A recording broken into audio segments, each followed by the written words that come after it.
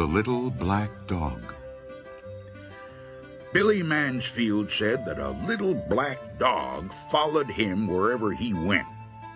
But he was the only one who saw it, so people thought he was kind of crazy. To drive the dog away, Billy was always hollering at it, throwing rocks at it, but the dog always came back. The first time Billy saw that dog was the day he fought Silas Burton. Billy was just a young man then, but the Burtons and Billy's family had been feuding for years.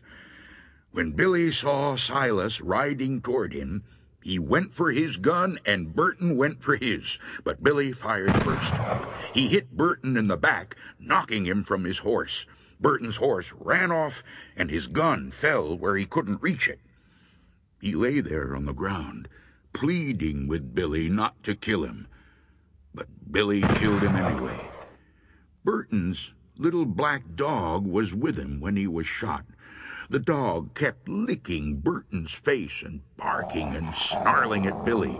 In his anger, Billy killed the dog, too. There wasn't much law enforcement in those days, so Billy wasn't arrested. But all that night he heard Burton's dog outside his cabin, scratching on his door and barking to be let in. "I'm imagining this," Billy said to himself. "I shot that dog. It's dead." But the next morning, Billy saw the dog. It was waiting for him outside. From then on, there was not a day when he didn't see it. And there wasn't a night when he didn't hear it scratching on his door, barking to be let in. From then on, Billy was always finding black dog hairs on the sofa, on the floor, in his bed, even in his food. And the house and the yard stank of dog. That's what Billy said.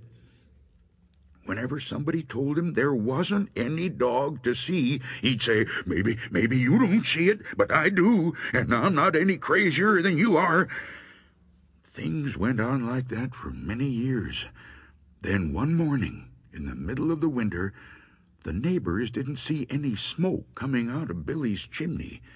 When they went over to check, Billy wasn't there. A day or so later, they found his body lying in the snow in a field back of his cabin. Billy had plenty of enemies, and at first it seemed like somebody might have killed him.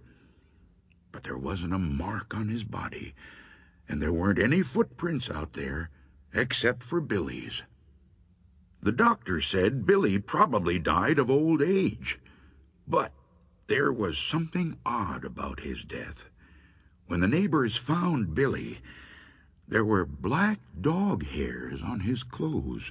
There were even a few on his face. It smelled like a dog had been out there. Yet no one had seen a dog anywhere.